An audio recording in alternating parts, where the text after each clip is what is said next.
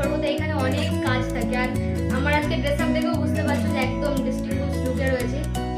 এখানে যদি এখন মানে যে কালির যে কাজ হবে না, সেখানে আমার ড্রেস খারাপ হয়ে যেতে পারে। তো উইদাউট এনি ড্রেস আমি একদম এইভাবে চলে এসেছি আজকে ভিডিওতে।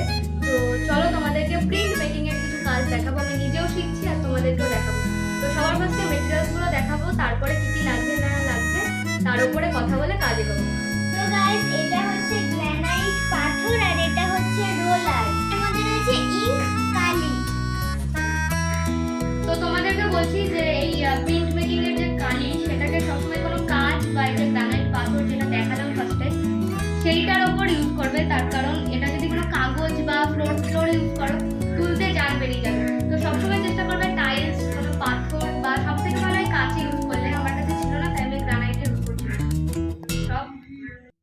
এইবার মেন যে ব্যাপার সেটা হচ্ছে আমরা যেটা প্রিন্ট করব, এটাকে উড কাট বা লিনো কাটও বলা যেতে পারে, কিন্তু এটা আমি সানবোর্ডের ওপর করেছি। আমার কাছে দুটোর একটাও ছিল না, আমি কাজ স্টার্টিং শিখছি, তো সেই ক্ষেত্রে আমি এই দুটো ইউজ করব। আর অলরেডি সকালবেলা একটা প্রিন্ট নিয়েছিলাম, রেজাল্টটা কিছুটা এরকম দাঁড়িয়েছিল ফার্স্ট টাইম করেছিলাম। তো সারাদিনে আরও 3টে প্রিন্ট কেটেছি। আর এটার জন্য লিনো কাটার পাওয়া যায়, তোমরা একটু কিনে নেবে সাকুরা লিনো কাটারটা, অনলাইনে দেখে নাও গুগল টুগুলে। এই যে ডিজাইনটা কিছুটা এরকম রয়েছে। তো এবার স্টেপ বাই স্টেপ দেখাচ্ছি যে এগুলোতে কীভাবে প্রিন্ট নিতে হয়।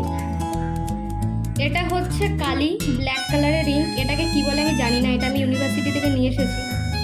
এটাকে সম্ভবত রেডি করতে হয়, এরকম থাকে না এটা।